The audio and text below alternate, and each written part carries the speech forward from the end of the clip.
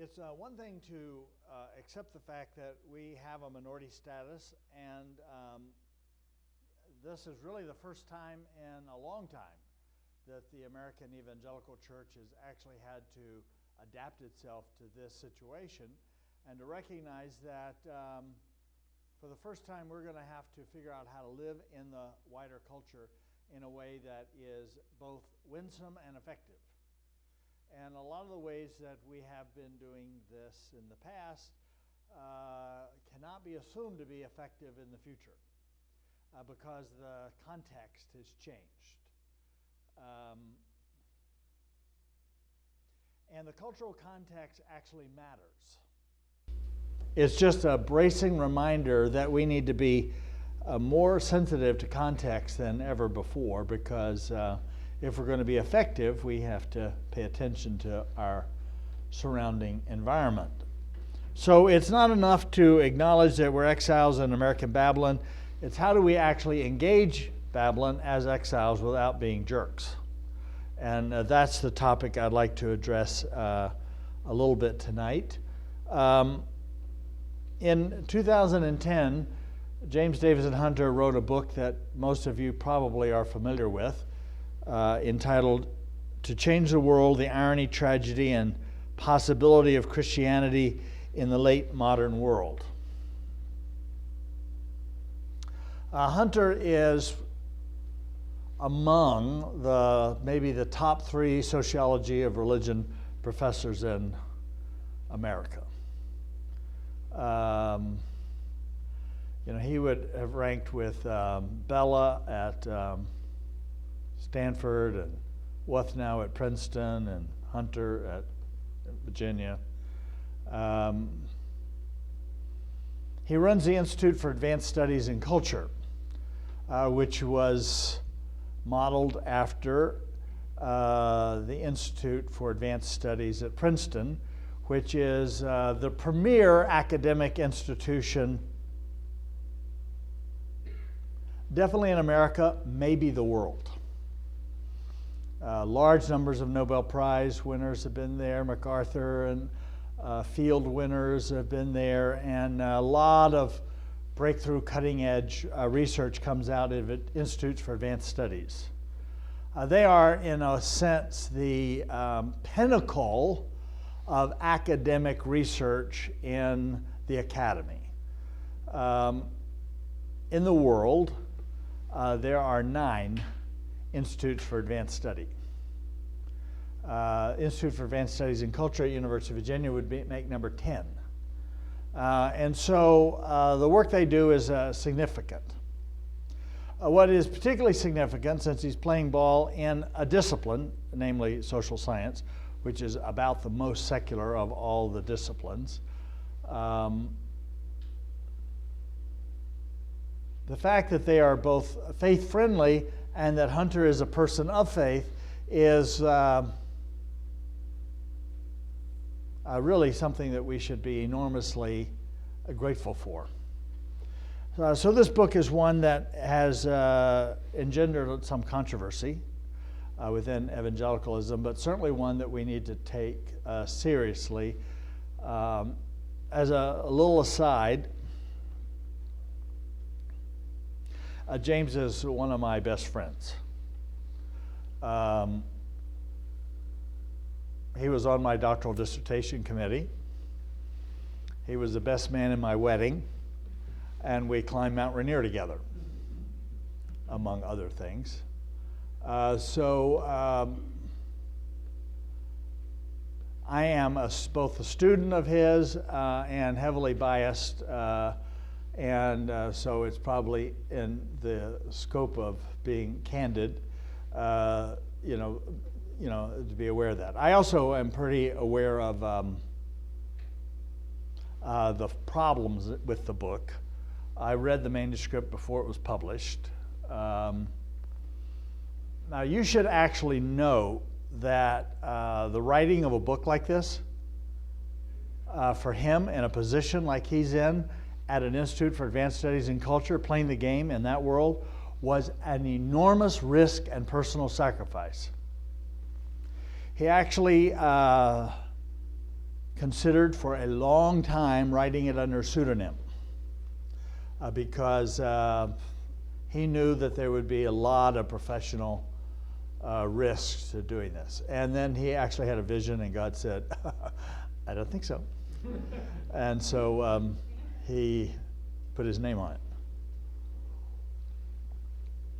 So it's a gutsy move on his part, and not like any other book that he's ever written, which he's always kept faith, his own devotional commitment to faith, a little bit at arm's length, as academics want to do. Now, in this book, James makes some very strong statements. And one of them is that every strategy and tactic for changing the world that is currently based on the standard theory of cultural change will fail. Not some, but all. So basically, he's saying all the ways that we have talked about and thought about changing culture are wrong-headed. And he makes the argument they're wrong-headed for sociological reasons. That is, we don't actually understand how culture works sociologically. And they're also wrong-headed for theological reasons. And he makes both of those points, in the book. So my interest is not merely academic. I tell people I'm a recovering academic. My academic friends don't particularly like that. But my interest is actually, how do we make the world a better place? How do we actually make a difference, not just talk about it? And in the academy, there's a lot of talking about it, and that is James's calling. It is not mine. And so I'm more interested in learning what we can do so that we can actually be more effective in our places of work or in whatever sphere of influence you have that God's given you or will give you. How can we actually be effective in this particular moment of history in which we find ourselves as exiles? Now, we always think first in pictures. And so when we think about cultural engagement, generally speaking, there's a picture that will come to your mind. And Hunter unpacks several of those common pictures, and then he offers what he thinks is a corrective to those pictures. So let's look at these four models of cultural engagement and talk more specifically about what he thinks is a corrective. The first one he talks about is the picture is of the settlers on the prairie circling their wagons, and the American Indians are running around them and attacking them. So it's basically a picture of a defensive against, thinking of yourself as under attack by forces outside of yourself, and you are trying to deal with this as a beleaguered minority. The people who tend to take this position would generally say that the problem is a secular culture around us. And so the problem is defined as secularity. If you heard Jamie Smith today, the problem is secularity too. And so most of the ways we try to address this is by using arguments or apologetics to try to beat back the forces of new atheism or whatever is the attacking force that is causing the particular problem. Now,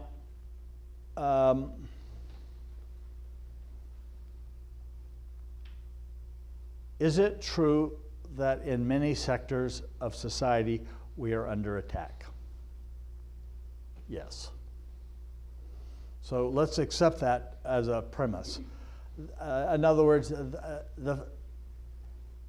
in each of these pictures, there's not only biblical warrant for it, but there's some truth in it. But the problem is, as an operating lens by which to see cultural engagement, it has significant problems. Does that make sense?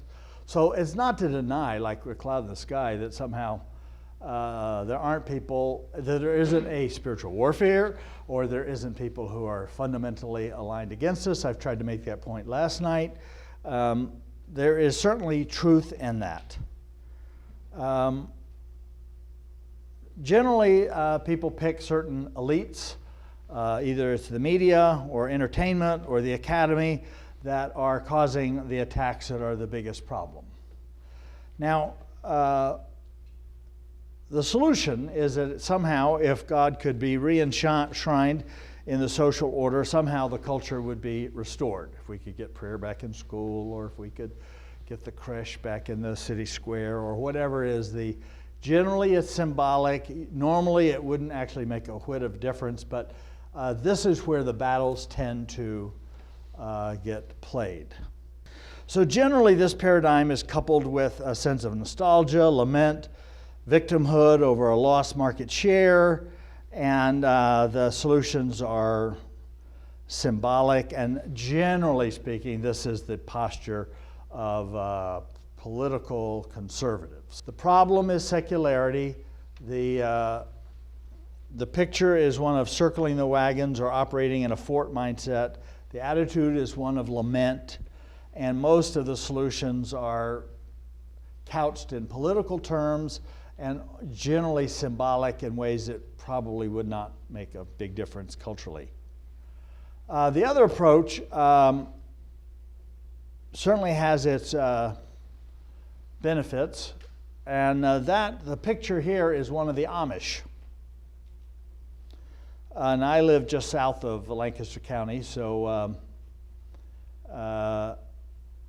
I'm well aware of the Amish culture, and I find them a fascinating community as a sociologist. This group, this paradigm, which we might call purity from, or Hunter calls purity from, is that the problem is that if you engage culture really in any meaningful way, you're going to get tainted. So the best thing to do is try to stay a little bit out of the cultural engagement. And the best witness you can have is just to be authentically a Christ-centered witness yourself. And so the church has no other obligation than to actually be the church, as a witness to the wider world.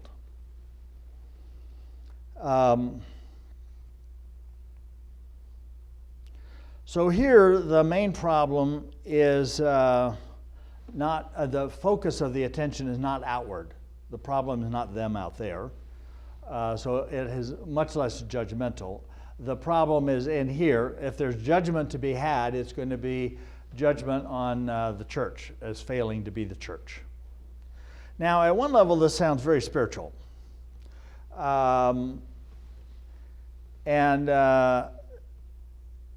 You have advocates of a kind of new monasticism, or we need to have be in a gated community if the church were really just the church. In this conversation, a clue, not always, but a clue that people are operating with this lens on is when they talk about the family. If they go immediately to the family, then we're talking about the family is an important element of society, foundational. But when you immediately go to, I've got to protect my family, and the family talk is almost always a purity from talk. So on the videos that have come out with PureFlix regarding God is Not Dead 2, there's also a series of videos of a new streaming catalog to compete with Netflix that allows parents to have just purely Christian-friendly films.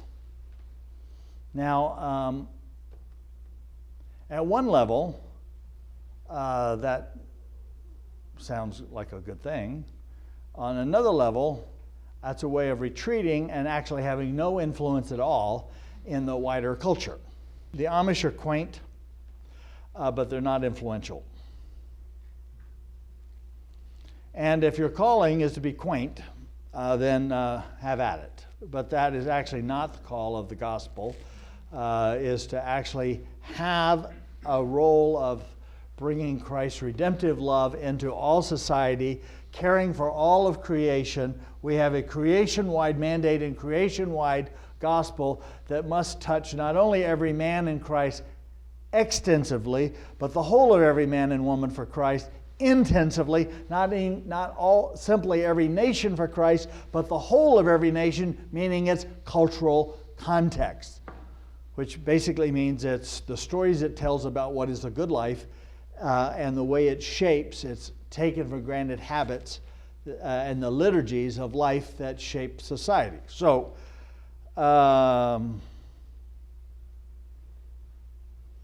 is this better than simply capitulating to a secular world? I mean, it's certainly more spiritual-ish. Will it protect your children? Probably not, as many homeschoolers have figured out.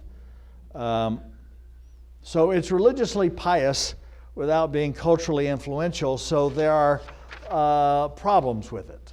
Now, Hunter puts this largely under an Anabaptist category, but you don't really have to be Anabaptist to be oriented this way. Now, the flip side of this, you could guess, is the third that Hunter criticizes is the relevance to. And the picture that comes to mind for me is the tattooed rocker. Now, I have nothing against ink, but the people who want to be relevant, they want to connect to the pressing issues of the day, the felt needs of the person that they're working with, and particularly the felt needs of non-believers. So their sharpest critique is not directed at the culture, it tends to be directed at the church over its hypocrisy and its irrelevance. And they want to rebrand faith in a way that's young, urban, and hip. So Jay Baker's New York City Church Revolution, meets in a Brooklyn bar on Sunday afternoon, and Baker, who's covered with tattoos, one of which reads "Religion Destroys," is one that takes his fashion from Marlon Brando, and he's just into that scene. Now, I have actually nothing against his presentation of self per se. The problem is that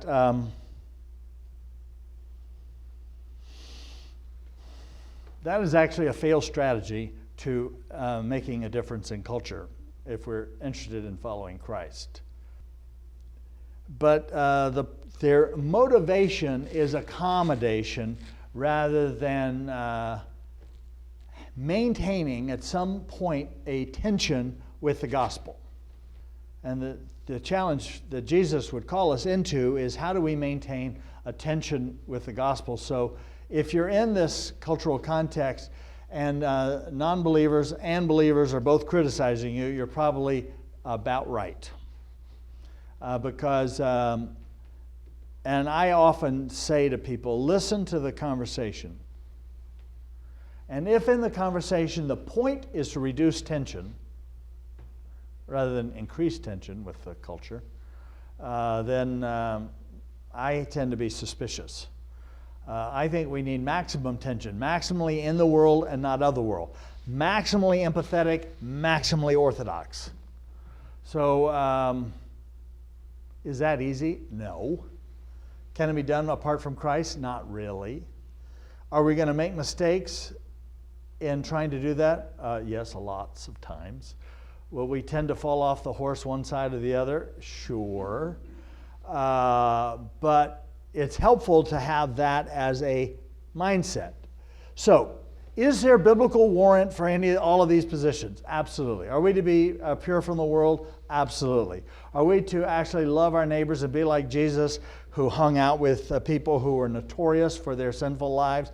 Absolutely. Or do we actually be conscious of the fact that this is actually a spiritual warfare going around us, and that we are actually under attack, and that's what it actually feels like to be in exile? Yes. So is there spiritual warrant in all of these things? Yes. I think it's always helpful to remember that a half-truth is a whole lie with a marketing campaign.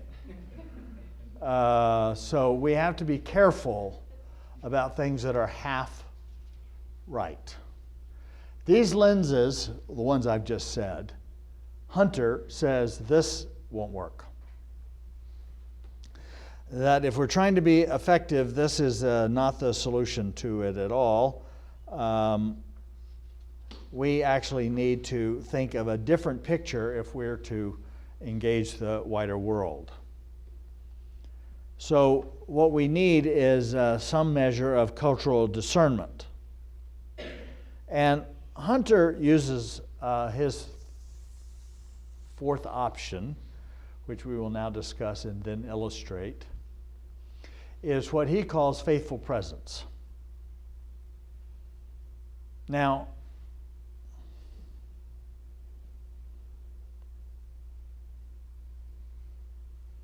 this is where the book begins to fall apart.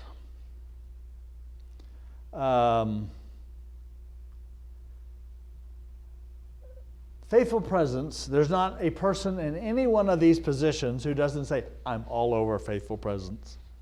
So the word is actually co-opted by people who actually are functioning out of every one of these other paradigms. There was a recent book published by Gospel Coalition that was entitled Revisiting Faithful Presence to Change the World 5 Years Later. And a whole bunch of authors, high-profile Christians, wrote about the influence of Hunter's book. And almost in all cases in that book, they distorted what Hunter actually means by faithful presence. Now, to be fair, that's not always their fault, because James did not do a very good job of establishing a picture in our minds. Like, we can think about settlers being attacked by Indians. We can think about the Amish. We know what that means. We can think about a tattooed evangelist with a big bling cross around his neck. We know exactly what those paradigms mean. We got a picture. Faithful presence? I have no idea. It sounds kind of good, but I don't really know what it means. So I'm both a strong advocate of this position and aware of the fact that it doesn't work. I mean, it doesn't work as a category in the larger cultural renewal conversation because it tends to be co-opted by the other paradigms. So it's not sufficiently clear what in fact he means. Now, I'm going to give a stab at it.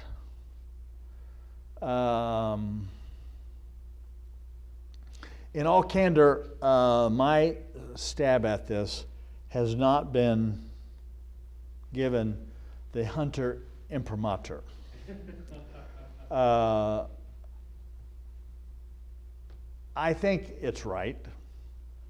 And I think I know him well enough to know what he means. But it's not like James has heard me talk about this and said, that's exactly what I meant. I wish I had said that. He didn't. I'm 97% sure we're onto it, but I'm not 100% because I haven't asked him.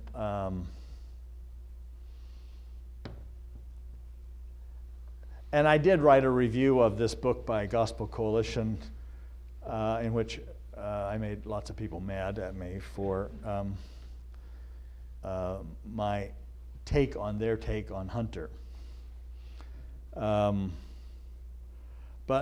it could have been that, my loyalty was coming to the surface and it skewed my objectivity. So that's also possible.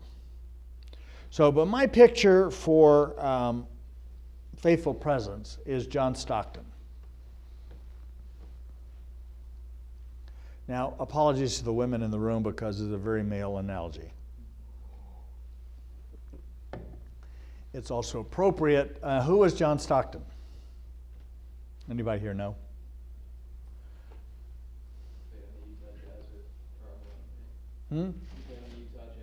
Yes. Yes, he was he's a retired NBA player for the Utah Jazz.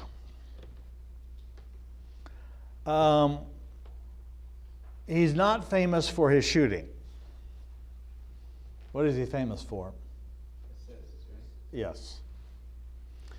All right, what is an assist? This is to help those of us non-athletic types. In the sports of basketball, soccer, and hockey, there are, like in every sport, statistics that are kept. And in those three sports, and there may be others, but at least in those three sports, lacrosse is also a variant of hockey and soccer. You measure assists. Assists is when you get credit for an assist when I pass the ball to someone else and the other person scores. It's not measured as an assist if I pass the ball and they don't score. It's an assist is when I put you in a position to succeed. And Stockton is the all-time NBA assist leader. Maybe almost by twice the second person has got half of what he has, 15,806 assists. So he has the largest number of assists in NBA history. And so at the end of a season, on every team and in the NBA, they point out who is the leading person who helped other people score. And that person is known as the assist leader. John Stockton is the all-time in NBA history assist leader, and probably will be for some time. So I think faithful presence means leading the league in assists, being known for selfless play that positions others for success. Now, this little analogy is still not totally clear to you, so I'm going to unpack it just a little bit more. But if you had a poster on your wall of John Stockton and a Utah Jazz, that would be a way of reminding you what is the picture that we're supposed to have in terms of how we go about being an exile that's effective in a larger culture that is not particularly happy with us. So what made Stockton such an effective assist leader? There are three reasons. First is when he brought the ball down the court, he was able to see the big picture. He kept the big picture in view, and he did not think simply in terms of his own job or his own success. He was looking, or how he was going to look good in front of his supervisors. He was looking out for all the opportunities in the larger context. So he kept a big picture view. Now, for you who's working in a little cubicle, it's easy not to actually think about the entire company.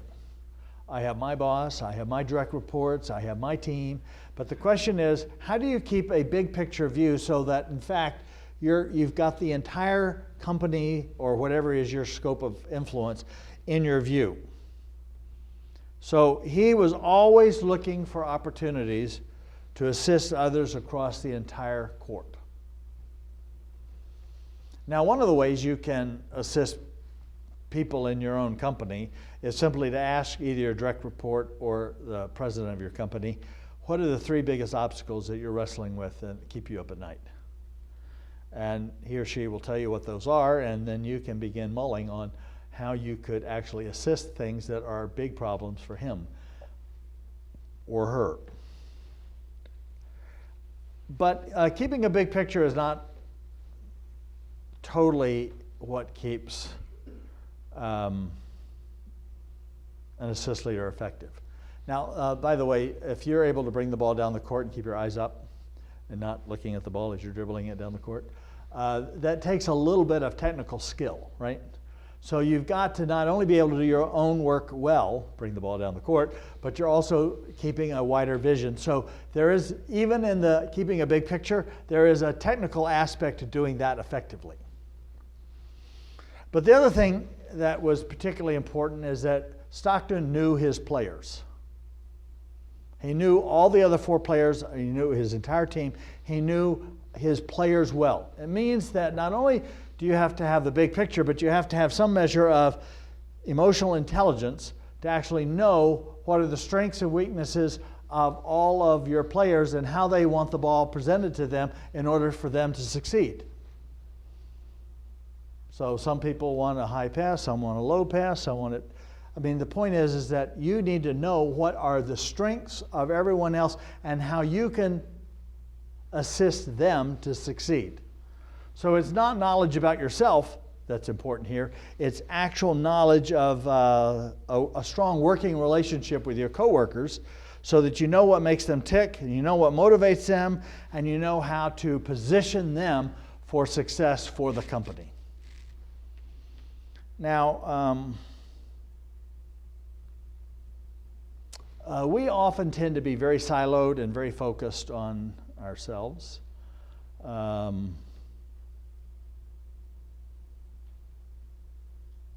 And we're often in companies that pit people against each other, a mercenary kind of culture. Some industries thrive on a mercenary kind of culture. Well, in that kind of context, we have to actually find ways to lean against that. That's not what makes an effective team. Not to go on and on about Villanova, but I knew I had pretty high confidence that Villanova would win tonight.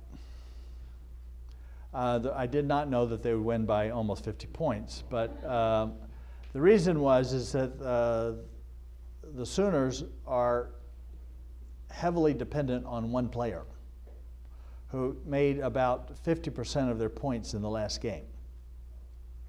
He scored 36 points in the last game. And a team that plays as a team will always beat a team that plays with one person. This has been a problem for some of the superstars in the NBA because this game works in team. A team is always stronger. So we will look at an example of somebody who really demonstrated this enormously in a very subtle way in just a moment. But Stockton was just a great passer, but he knew his players and he knew how to position his players with just the right kind of pass. Now, so big picture, emotional intelligence, knew his players.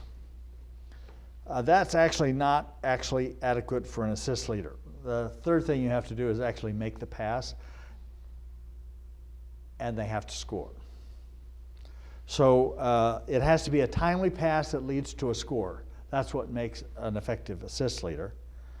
So timing is everything, and having the position to know how to best position people so that they can achieve a measure of shalom and human flourishing right where they are. Now, this means that we have to fundamentally rethink our metrics. What is it that you measure? Now, I touched on this last night because Jeremiah touches on this. He says, when they succeed, you succeed. Now, isn't that an assist leader?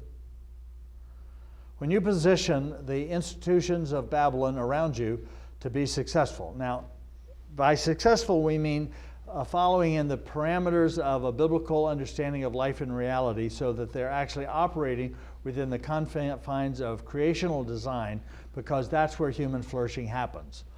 Doing things that are illegal or outside the confines of God's design is not how you will flourish. Anybody will flourish.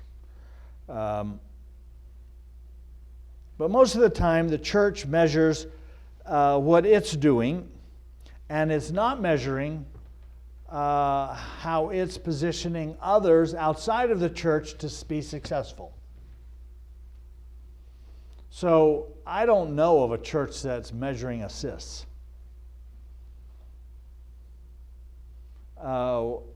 Because we're very interested in look at all the activity we did. Look at all the people who are coming to us.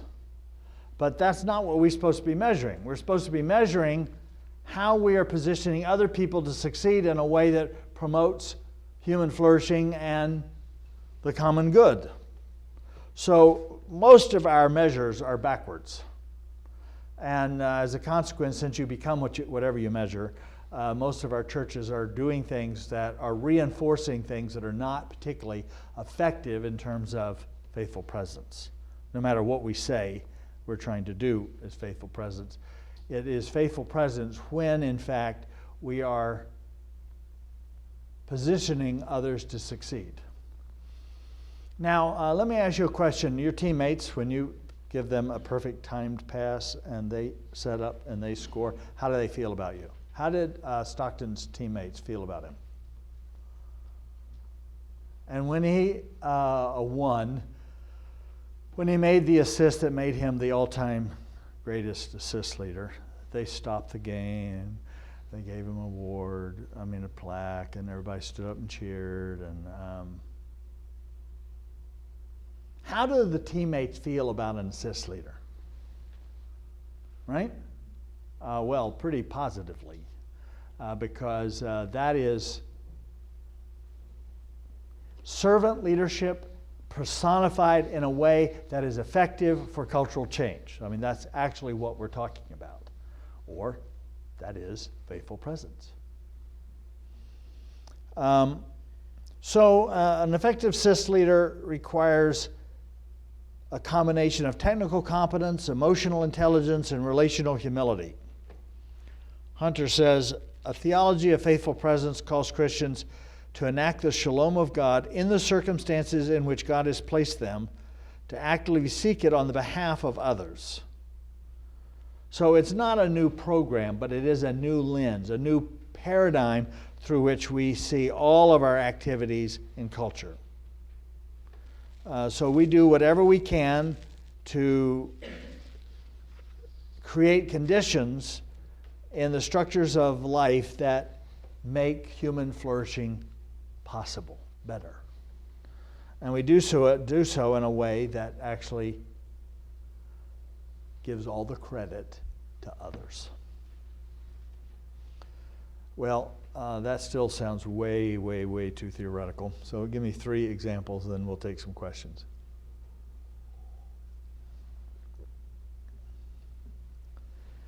Shane Battier, we're sort of staying with basketball here. He's also a retired NBA basketball player. He ended his career playing for the Miami Heat.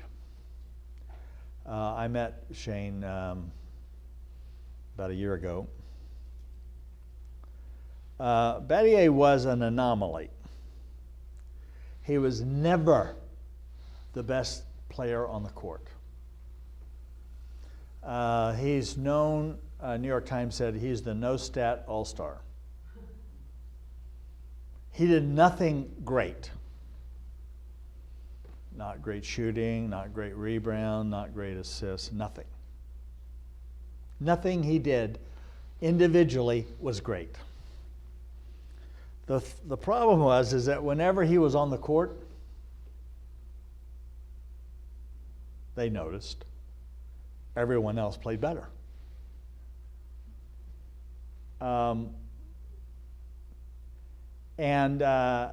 He knew he wasn't the best, so he concentrated on doing little things that positioned other people to be more effective.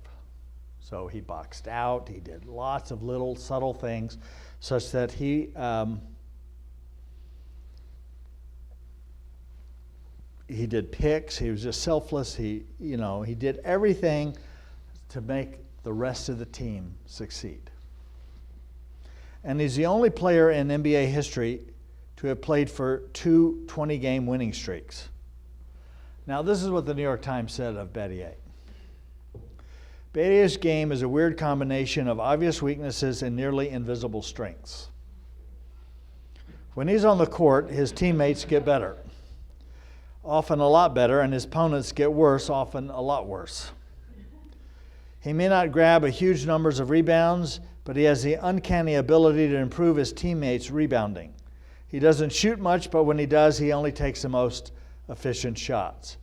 He also has the knack of getting the ball to his teammates who are in a position to do the same. He commits very few turnovers, and on defense, though he routinely guards the NBA's most prolific scorers, he significantly reduces their shooting percentage. Daryl Morley summarizes by saying that he helps them out in all sorts of small ways. Now, I want you to remember this phrase. He says, I call him Lego. When he's on the court, all the pieces start to fit together. Now, let me tell you, that under pressure is what faithful presence is supposed to be. When, in whatever context you're, whether it's your neighborhood or whether it's your work environment, you need to be known. You don't need to be the superstar. You don't need to actually be the best shooter, the best anything. But that you would be known by your boss as Mr. or Miss Lego.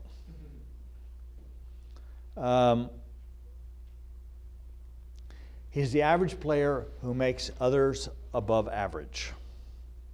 So what he demonstrated was self-sacrificing love on the court of basketball. And if you know him, you know that it just oozes out of him. I mean, this guy is just that kind of person. So what he did was a genuine reflection of his being, and he was in that setting exactly that person. But the fact that it's so unnoticed and invisible and that he was, like an average guy, it didn't call a lot of attention to himself. Although, I mean, he was playing with the Heat when they had the 3, superstars. He was Mr. Lego. All right, second illustration is of a fashion designer entrepreneur named Brunello Cucinelli. Now, one of my premises that in the secular world, shalom needs no argument. That human flourishing, when it's demonstrated well, people just kind of get it. And there isn't a lot of pushback against it. They're like, that seems right. That seems like what we're supposed to be doing. That's genuine beauty. That's genuine humanness. Now, most of you don't know who Brunello Cucinelli is because none of you have spent $850 on a sweater. And a dress is $1,200 to $2,000. So he is in the high-end fashion world. And I want to mention this because we have a tendency within the Christian circles to think that if we're going to be faithful to Christ, it's going to take us to Tom Shoes and Darfur. And he is at the other end of the spectrum. Yep. He is in high-end fashion and well respected. His clothes are sold on Madison Avenue and Rodeo Drive. Owning one of his sweaters is on my bucket list. He lives in a little town called Solomeo. It's a little hilltop village in a region of Italy called Umbria, north of Rome. And he makes high-end cashmere sweaters and luxury sportswear. This is also the place where he creates Shalom. Now, Rebecca Mead is a writer for The New Yorker, and she wrote a story about him in the New Yorker magazine called The Prince of Solomeo. You can download it. And he's grown this business from a one-man shop to now he employs 500 people and has an annual profit of $200 million. But it's not simply a story of what he's done in his business, it's what he's done in his village and with all of his employees that makes him stand out. I mean, I would love to meet this person.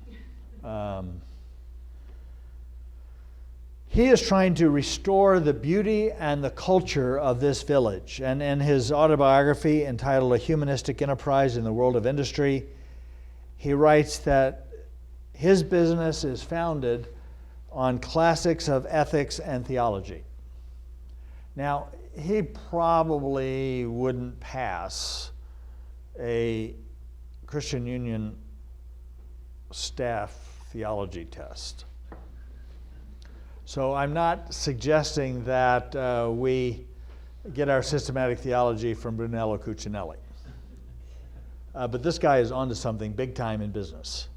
And boy, do we need to pay attention to it. And what we need to pay attention to most is how the world responds to somebody who actually does business at this level, the big boy level, in a way that is so unbelievably reflective of his faith and faithful presence. Shalom needs no argument. It's immediately perceived as being something unbelievable. So this is what Mead writes about in The New Yorker. She says, having dropped out of engineering school at 24, Cucinelli has followed a self-imposed curriculum of study in which has resulted in assembling a personal pantheon of sages ranging from Socrates to St. Francis of Assisi and Pascal, by whose pensée he seeks to abide. St. John Chrysostom was well aware that riches may belong to the devil, he writes in his autobiography. On the one hand, the riches of plunder, those of the man who steals and hoards. On the other hand, the good riches of the man who transforms and distributes, and by doing so renews life. And this is what Solomeo, Mead writes, represents for me. So Cucinelli told Mead, I'd like to make a profit using ethics, dignity, and morals. I don't know if I'll be able to do so, but I'm trying. Of course, I believe in a form of capitalism, but I would like for it to be more human. So here's a person working at the highest level of business who is trying to make quality, beauty, and genuine humanness an essential part of his life. So I urge you to look at his website. On every page is a quote from some sage that reflects shalom. I mean, I have never run into a more thoughtful, more successful Christian businessman. I mean, he's probably a liberal Catholic in Italy, which makes him liberal. I mean, doubly liberal. But he is somebody who takes his business and his faith with enormous seriousness and has embodied an enormously powerful example of faithful presence. I think it's helpful for us to know because we almost always tend to look at NGO kinds of things, and we don't actually look at the high-end world. And in terms of scope of influence, I suspect the scope of influence of Mr. Cucinelli is a little broader than Mr. Tom Shoes. I mean, he's playing at the highest level of Italian fashion and trying to do so in a very faithful way. And we just need to get over it and recognize that at any level of society, we can demonstrate this kind of faithfulness. One last example, which you may have already heard about before, and that's Portland, Oregon. I mean, some of you no doubt have watched Portlandia. The Pacific Northwest is the most unchurched region in all of America. It never actually had the Bible Belt, and so it doesn't have to actually deal with any of this, of that baggage. But 25%, or 3 times the national average, say that they have absolutely no affiliation at all. So this is literally the most secular place you can be in America. And yet a USA Today religion columnist argued that there's a strong likelihood that Christianity's best face is showing up in the unchurched Mecca, not in spite of the city's secularism and skepticism, but because of it. So what he argued is that Portland is a place where love your neighbor is being made visible. So what happened?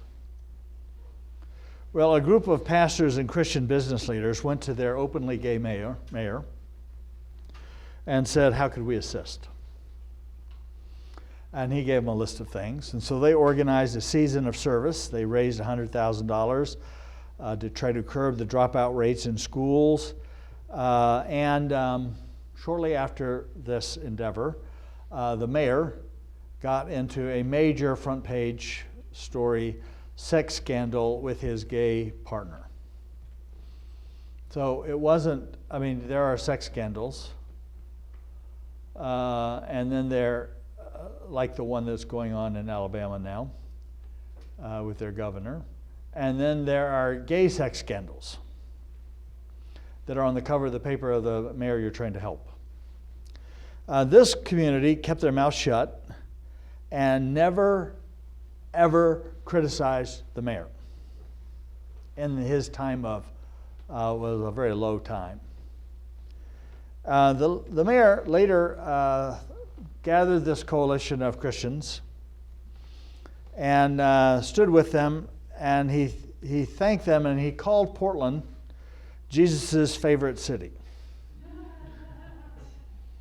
Now, what I'm arguing is that genuine shalom demonstrated with the right kind of attitude, with the right kind of assist, needs no argument. People get it.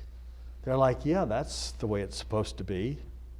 So they abandoned the typical cultural war rhetoric. They personalized their services to issues that mattered most to the community leaders. That is, they had emotional intelligence, and they knew how to make the pass in a way that helped the mayor succeed. And they did so in a manner that required sacrifice and potential public misunderstanding, namely, how in the world can you stand for this guy who's, done all these things that are so questionable and it's all over the newspaper, and how can you possibly be seen in public with this guy and not doing your little normal finger wagging, which they never did. I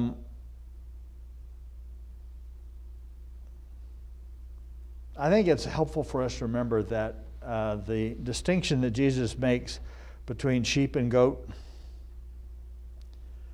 was not whether there was an explicit presentation of the gospel, but whether somebody actually gave a cup of water to a thirsty stranger.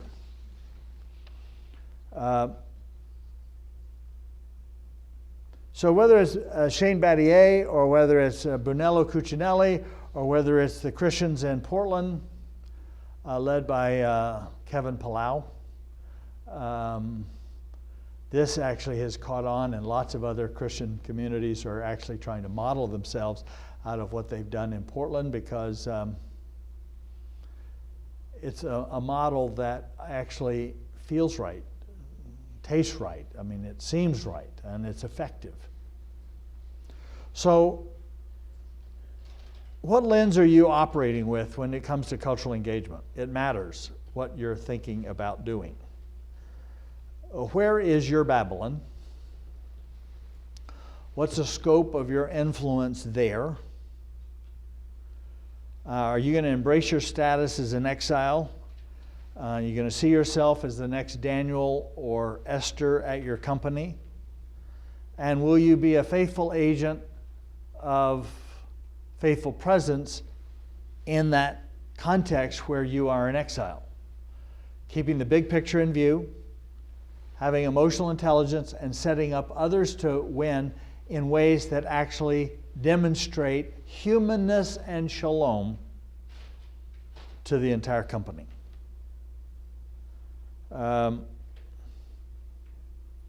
you're willing to do that with sacrificial love, with the potential of being misunderstood, and with the potential of being ignored because